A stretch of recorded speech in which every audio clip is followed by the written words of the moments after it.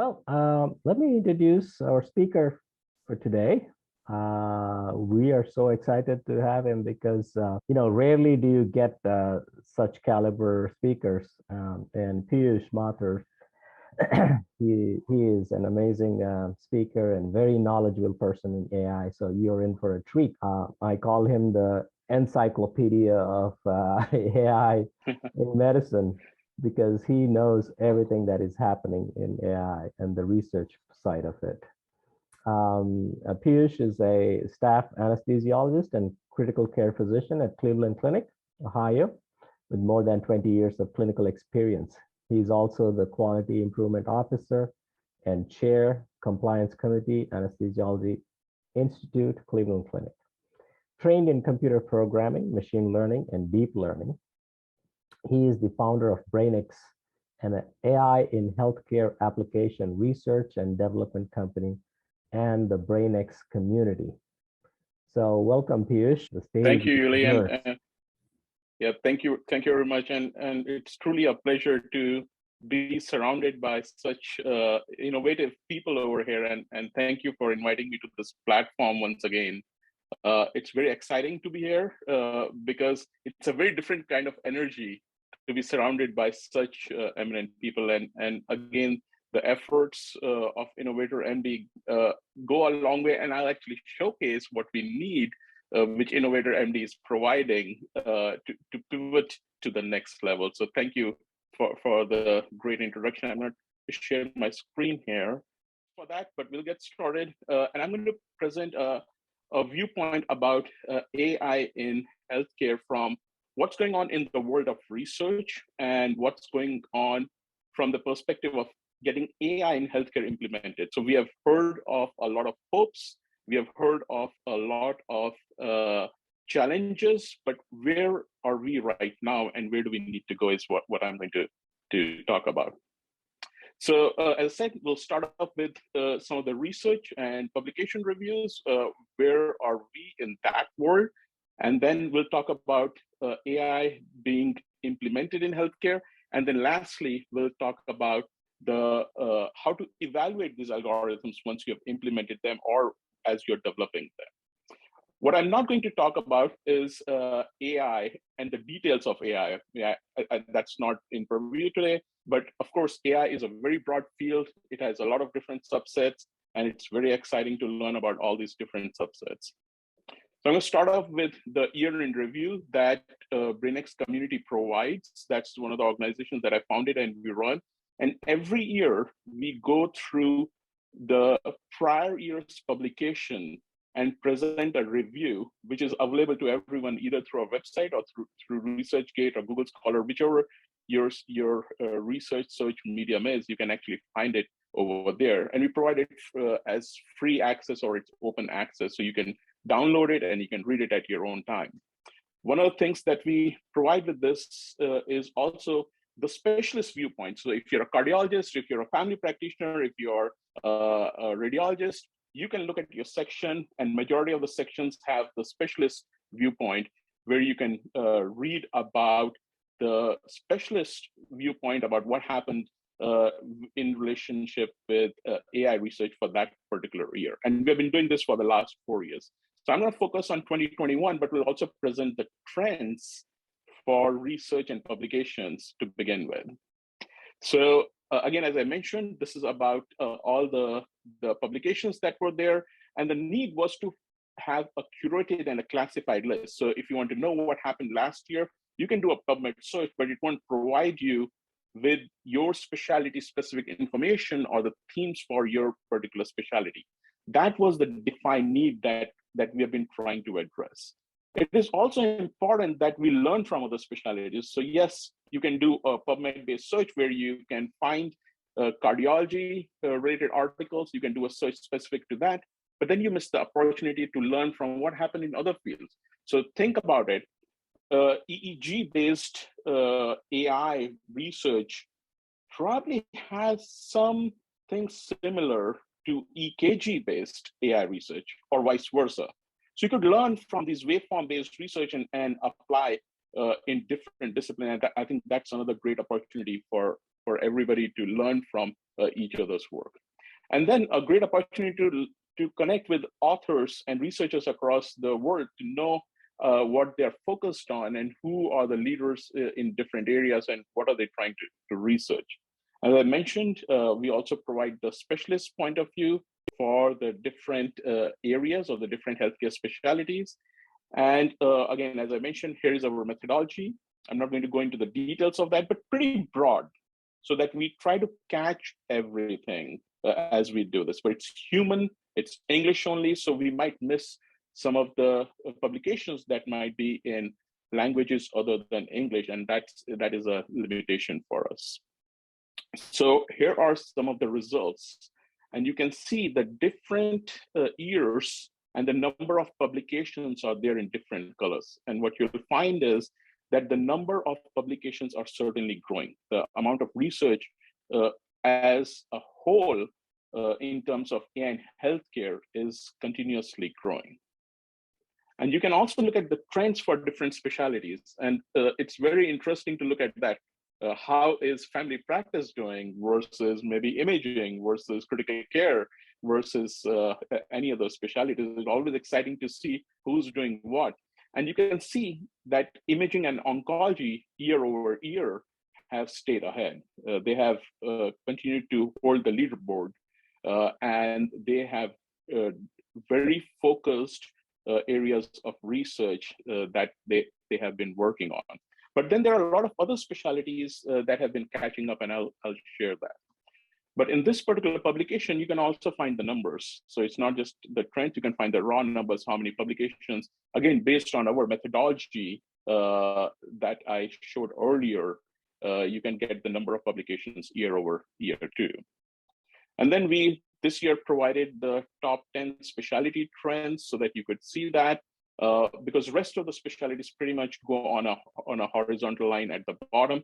But again, as I mentioned, the imaging, cardiology, oncology, these are like some of the specialties that have been leading the work related to AI-based research. So the key takeaways for us from this year in review, or this year's year in review, was that the publication trend has been maintained. Last couple of years, we added COVID-19 as a separate specialty because there has just been so much research and publication done in that particular field that it deserved to be a separate one. But hopefully it goes away soon and we don't have to worry about it anymore. It's interesting to see how new guidelines for evaluation and implementation are being developed. So within the field of general, amongst the specialties, you'll find some of those. So there are a lot more guidelines, and I'll share some information related to that in the next few slides. Image-based AI is still leading. So if you look at the trends for AI itself and its evolution, in the last few years, imaging, which was the big focus for these large companies like Google and Microsoft or Amazon, and the algorithms that came out of the research, which were primarily imaging-based, were being applied in healthcare too.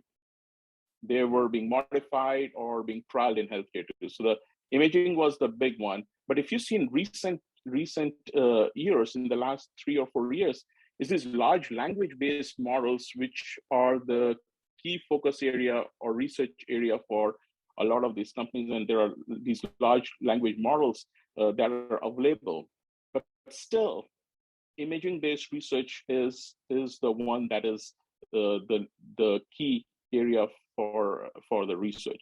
And that is partly also because of the data sets, the kind of data sets that are available. Most of the data sets that are open source or readily available are still imaging-based. And of course, radiology as a specialty has done a phenomenal job in creating a platform, creating a journal, encouraging its team members to focus on AI and have nurtured this heavily. And that is something that other specialties could learn from. But I'll also tell you that there are many other specialties which are fast adopters. If you look at GI has had a phenomenal growth.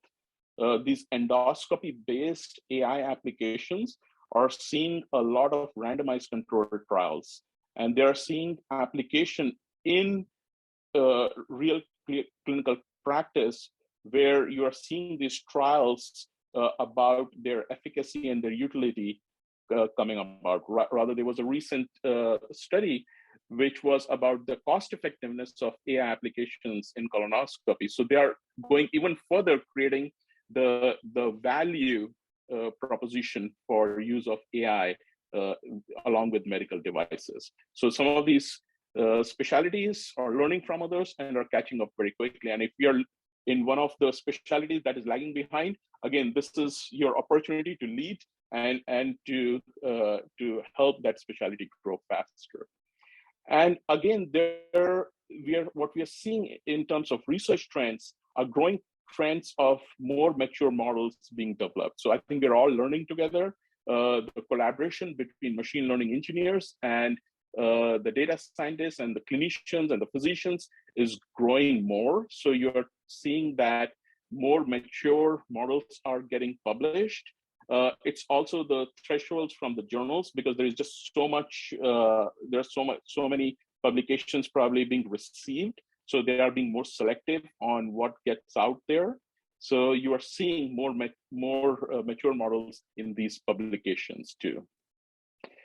Talking about mature models, here's an interesting publication and application that is available. So if you go to aiforhealth.app, you can actually run this application where the authors or the people who created this, Joe Zhang et al., they have created this dashboard which looks at PubMed search for articles, and it curates that list for you in real time. So if there's a publication that makes it to PubMed, you will find it getting extracted on this dashboard in real time. Again, this is for AI in healthcare. They have also developed a machine learning model where it classifies that publication into whether it has a mature model or a not mature model. And that is per their definition. So I would refer you to their publication. You can look at how they define it and how they are utilizing or applying this machine learning model. But it's very exciting to see that it's not just the number of publications that are growing, just like I showed, and you can see on this dashboard right now, but it's also the level of maturity of the models that are there is continuously growing. So while we present a quantitative viewpoint, here is a qualitative assessment of how good these publications are. And we are actually right now working with them on applying their maturity model on our research work so that we can show year-over-year trends, and that should be coming out soon. So keep an eye out for that one. Now, all that research is fine, but we are amongst innovators, right? So we have to think about real life application. And this particular graphic is very famous. You might have already come across this on many forums, but it talks about the FDA-approved AI algorithms that are currently in application. So you can see the different specialties that are for which these AI algorithms have been approved by FDA and are probably already in use in different locations. But here is another interesting way to look at this. This is a study where they curated the data from various different websites. They also looked at the imaging websites or the studies that are published by American College of Radiology, their data science library that is there, because that's where they have a lot of these AI algorithms. And then they curated that data to see, how many unique devices are there. And they found like there were 49 based on the publication and their methodology. And then they classified them for the different disease states. So what's the use case from disease point of view? And you can look at this for all the different disease states. They provided this information. So you can look at that and you can see your specialty probably being represented over there and the use case being built over there. Now that is great for physicians because it helps you get that idea that that there is an application that might be available for you that uses AI. Probably you're either using that or you could potentially use that. But what they also did very nicely in this particular paper was to classify the output based on what kind of ML output they're having. So you can look at, from the engineering perspective, what is it that that AI application is doing? And again, that is very interesting for the engineers or even for the innovative physicians, because they want to know what kind of applications can be built for using AI, and how can I solve the disease problem that I'm dealing with. So again, a very important and unique perspective provided by this paper. All that is fine. So you can have all these applications. And as you can see, I made the case that it's not just research-oriented focus that AI in healthcare has, but these are applications that are coming to real life. They're coming to bedside. They're getting FDA approved. But how are you going to evaluate these applications? It's a challenge for us. We are still not sure whether these applications are ready for prime time. So how are you going to evaluate this? And that was provided by one of these proposed frameworks called THI, also by Dr. Reddy et al. And I was honored to be part of this team, where we look at the different phases of AI deployment in healthcare. So all the way from development to deployment, and then further discernment, which is once the application is live or in practice, how are you going to evaluate these applications? We'll refer you to this publication so you can look at that. We provide key areas of focus based on where your application is, whether it's in the research phase or whether it is in the development phase. And an interesting follow-up on this research project is application of this on COVID-19 disease applications. So COVID-19 led to a proliferation of research and development of applications, but I think we all realized that there was a gap between research and implementation of that. And we're trying to understand applying this model or applying this framework to see, where are the gaps and why those gaps might be, so that those can be addressed for future states. Again, as I showed, a lot of research being done. There are guidelines that already exist for your research publications, the Concert AI or the Spirit AI guidelines. These were originally the Concert and the Spirit guidelines for publication, but what just came yesterday are the Decide AI guidelines. These guidelines provide for evaluation of early phase clinical decision support based AI, because most of the AI that is there in implementation is clinical decision support based AI. Again, I was honored to be part of this group, a multinational group that came together, and we put together the guidelines and the framework for evaluation of this AI. So there is a lot of research going on. It is seeing implementation of AI algorithms through devices or otherwise in healthcare settings.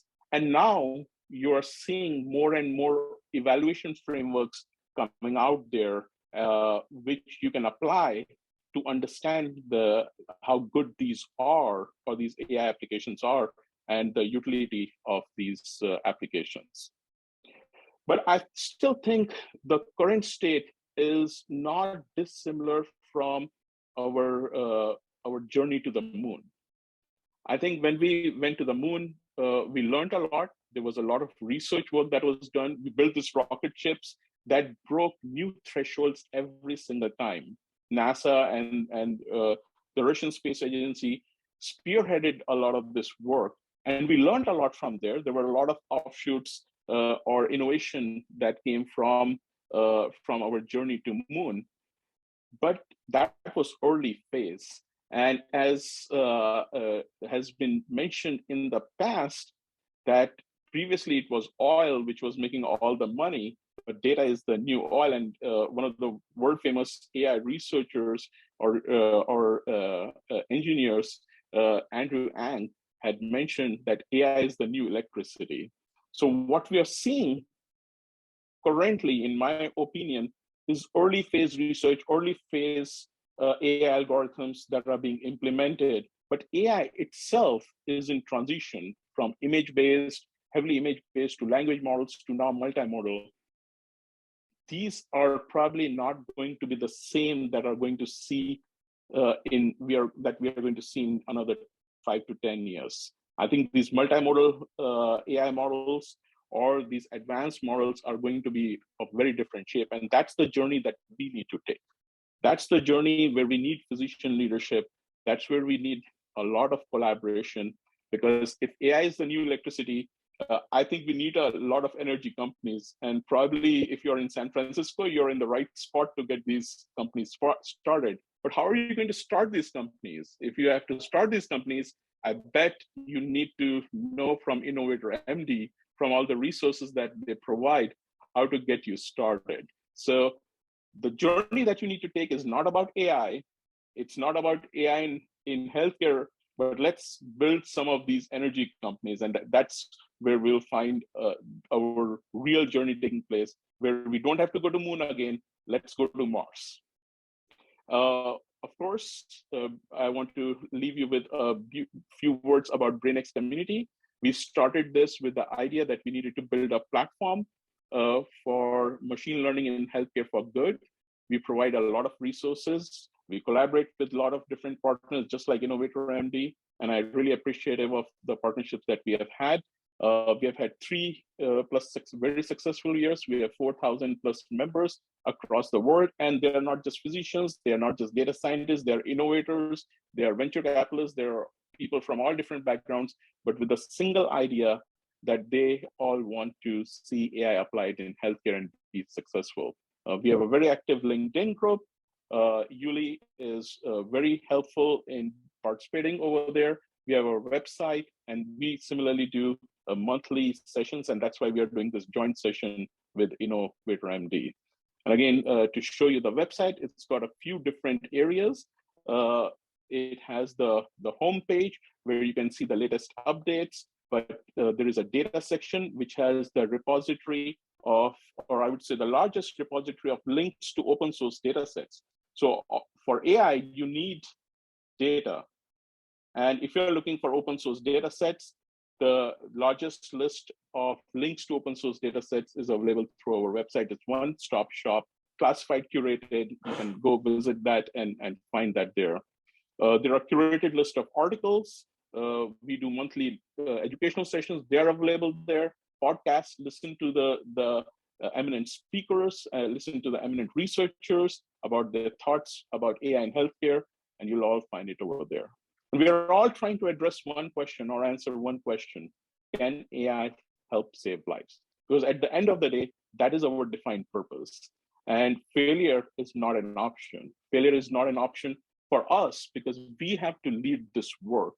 And that's why partnering with InnovatorMD and the resources provided by InnovatorMD to help build the business case for it is extremely important. It's not just the research aspect, it's the translation aspect, it's the implementation aspect that is extremely important. So we can't just leave it at the research stage. Just like I showcased, we have to transition from that early research to the journey to Mars. So with that, I'm going to end there, but we'll be happy to take questions. Thank you very much, Piyush, for that inspiring talk.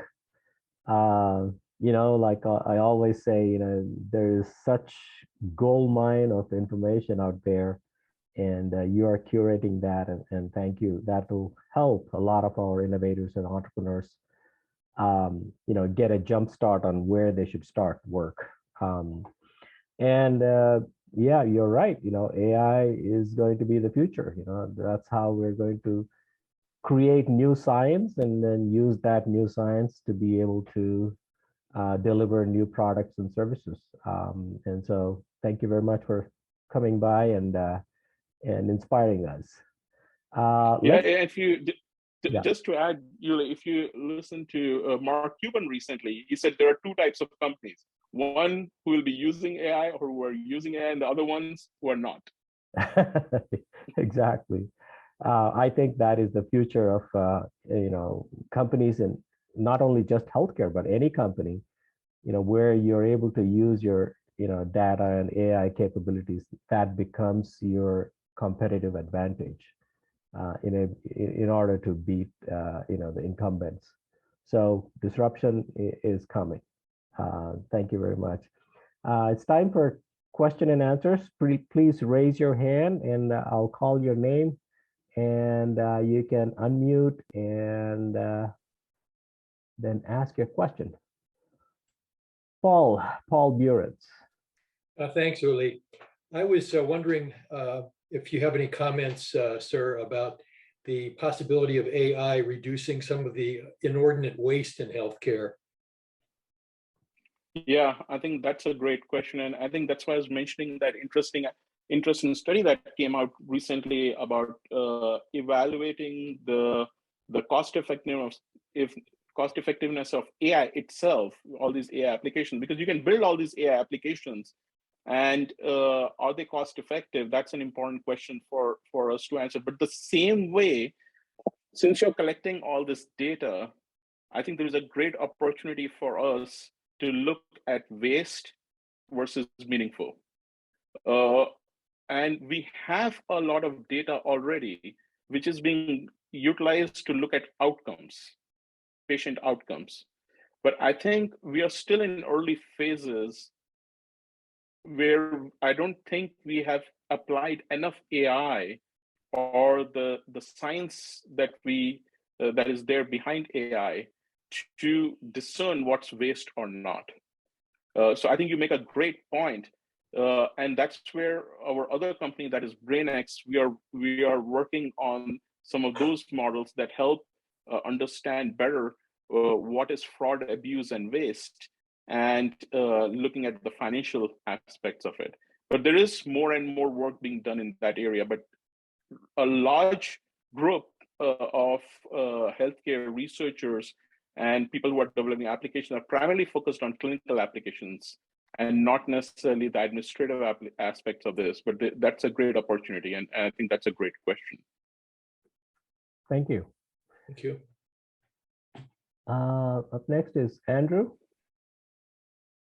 Andrew Bukhari. Yeah. You mentioned that there's a need for a lot of electricity for the journey to Mars or elsewhere. Can you expand on that a little bit and what you think the directions might be? Yeah, so again, the quote was from Andrew Yang, and he had said AI is the new electricity. And what I expanded upon that was, okay, if AI is the new electricity, then we need to build energy companies to provide that electricity, right? So what we need is a lot of these companies which are focused on AI in healthcare that will facilitate the generation of this electricity in many ways, or implementation of AI in healthcare. So we have depended upon for quite some time on these large AI companies like Google and Microsoft to come and solve our problems in healthcare. I'm not sure if that's their focus. I'm not sure if that's their goal. They want to do research. Yes, there's one aspect of their existence that is focused on healthcare, but that's not necessarily their strategy or their ultimate goal or vision. I think we need a lot more focused companies, and we're seeing those come about, which are truly focused on AI in healthcare problems. And those are the energy companies that I'm talking about, which will help us take us to next level. Then the other aspect is, what kind of energy are we talking about? So we used to have all the gas-driven cars, right? So now we are seeing electric cars. What we have seen till now are these narrow spectrum AI algorithms. So it can read 6 or 7 different type of disease states on a chest X-ray. Okay, that's fine, but that's a very limited scope. Or that colonoscopy that is done, the endoscope can say whether the lesion is benign or malignant. Again, that's a narrow scope, because when the GI physician does the endoscopy, he's looking for a lot of other things. It's not just that polyp detection and whether it's malignant or benign. They're looking at a lot of other things. And in reality, as physicians, we don't just look at image. We look at image, we look at text data, we look at numerical data. We look at a lot of data together. What we are seeing now is the transformation in the AI science itself from just this singular image-based, text-based or voice-based models to multimodal approaches that are coming there. So you can have image data, voice data, or the text data all fed into the model, and the model will be able to give you that output. So the AI science itself is changing. So that's why the rocket that we built to go to the moon, it's not the same kind of rocket that we're going to use to go to Mars. And that's where the energy companies will need to refocus and retool themselves for that future. Great, great. You know, one of the things I say is that, you know, if the incumbents are used to producing gas cars, it would be hard for them to switch to electricity. So that's where you see a lot of friction and resistance to, you know, AI-based solutions, right? Unless it is profitable for them to do it, it is hard for them to switch and encourage. And so that will be a challenge for the newer companies that are coming along. Yuli, there are a couple of questions from Marty in the chat. He asked me to read them. Okay, okay? Go ahead. First one is, BrainX looks like a wonderful resource. Thank you. Could you comment, if you have time, on any advances in the area of concept drift / data shift adaptive classifiers for optimized generalization in the field? Yeah, I think, so it's BrainX AI, not XL. That's our website, brainxai.org.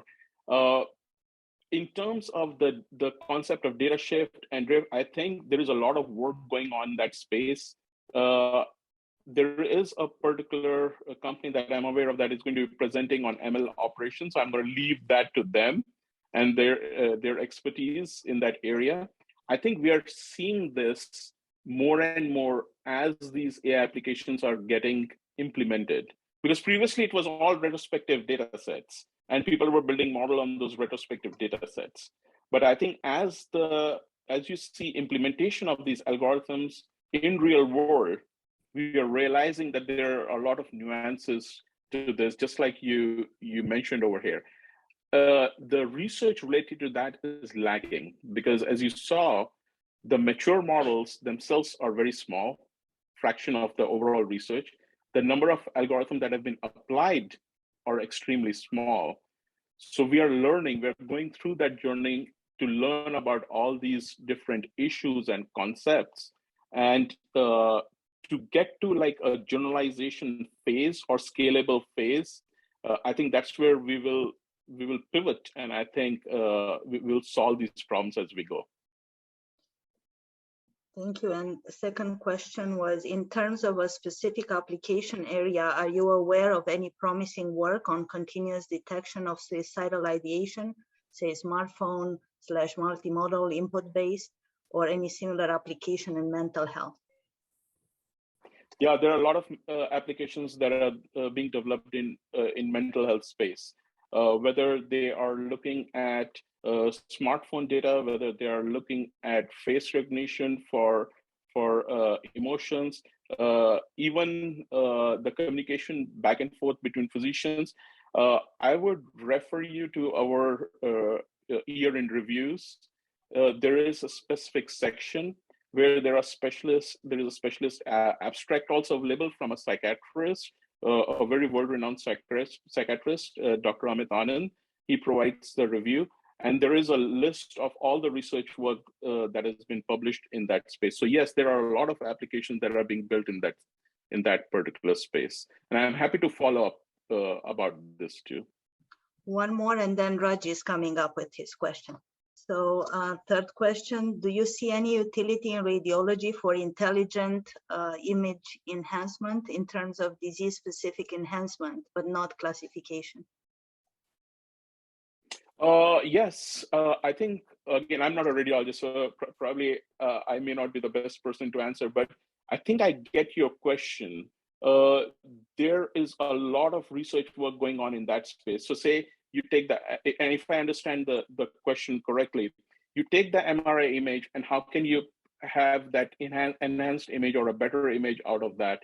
Not just trying to classify for a disease group, whether it's present or not, there is a lot of work going on in that space. And there are a lot of publications. Again, I'll refer you to our year in reviews for that, but that is very noticeable, and it's very creditable to radiology, how they are not just looking at disease states, but they are looking to improve their tools or improvise their tools. And an extension of that is in the radiotherapy area, where they are looking at how can you better calculate the dose of radiotherapy that is needed, and how can you deliver that in a more efficient manner. So yes, there are a lot of intelligent applications that are being researched and developed in that space for image enhancement. Thank you. Raji, your question? Okay, for the question I put down, where do you see AI fitting into the medical education curriculum, and what do you suspect would be the best way to train future physicians to embrace AI and its applications in medicine? Yeah, I think that's a great question. So there are a lot of efforts in that space too. And I actually break it down into three different levels. So there are a lot of people who interact with me, who come and say like, hey, I want to do some AI-based project. And the question that I have is, or they say, I want to start my journey in AI. And the question I have for them is, what is it that you want to do? You want to just learn about it, and you want to do a project and maybe have a poster at a meeting? Is that your goal? Is your goal to have a very focused research on a particular topic and then develop some application and then have that published somewhere?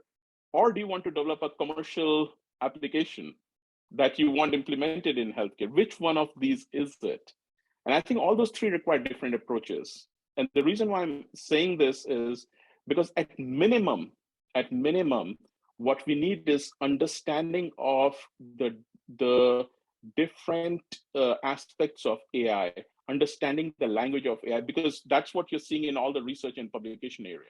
These applications are coming to your workspace. So to understand what they do, you need to understand what is machine learning, what is deep learning, just at a very basic level. So I think that's where you start with. And that's what BrainX Community tries to provide. And then as you go further, then you certainly need a completely different approach, where you need to think about, one of the participants over here had mentioned that they have done a certification course in there. So you do that so that you can try to do something by yourself. And there are a lot of great opportunities to learn that.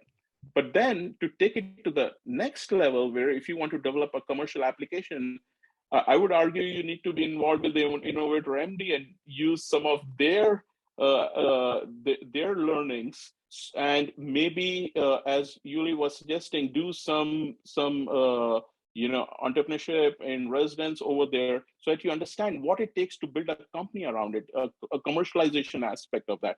But that's a completely different ball game. It's not the same as presenting a poster at one of the medical companies. Now, there are quite a few publications. So when you look at our year in review, we provide a segment for education.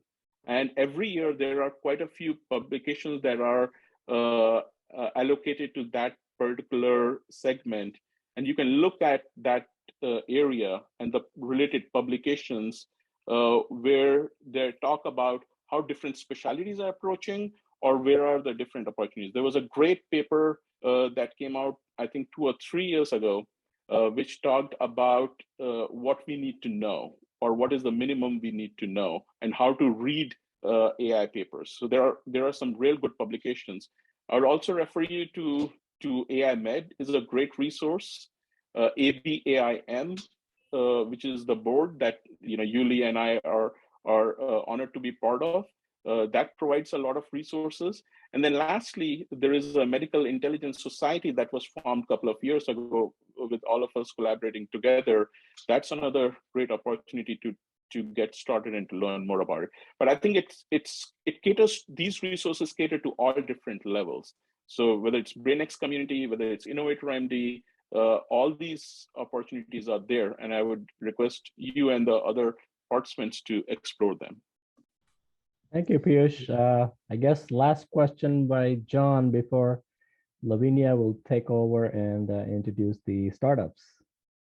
Okay, thank you. Consensus seems to be that to qualify for AI and machine learning, one must begin with large data. In your opinion, can you define that for us? What qualifies as large enough data? Yeah, I think I'm too small a person to what's large. I think it depends upon your application. It depends upon what you're trying to develop. So yes, at the heart of it, the basic premise is that you have enough data that the machine learning model can be trained on, and then it can give you the output that is desired by you. So it depends upon what problem you're trying to solve, and the amount of data is related to that, rather than just defining what is big data. Now, I can tell you that from the point of view of how we look at big data, it's very different compared to how some of these tech companies look at it. So hospitals, they don't truly have big data similar to what tech companies have. And when you think about all these hospitals, it's also siloed up amongst different departments, different areas. So even though that data is there in the hospitals, it's with the finance people, it's with this research group, it's with this department, it's siloed up in different areas. So they might have enough data that might qualify as big data, but it's siloed up in different areas. Whereas Google has data that is available to them through their portal or through their other applications that they can use. But to go back to your question, I think that the definition of enough data, big data, is dependent upon the application that you're trying to build. And that's how you need to define it. Thank you. Thank you.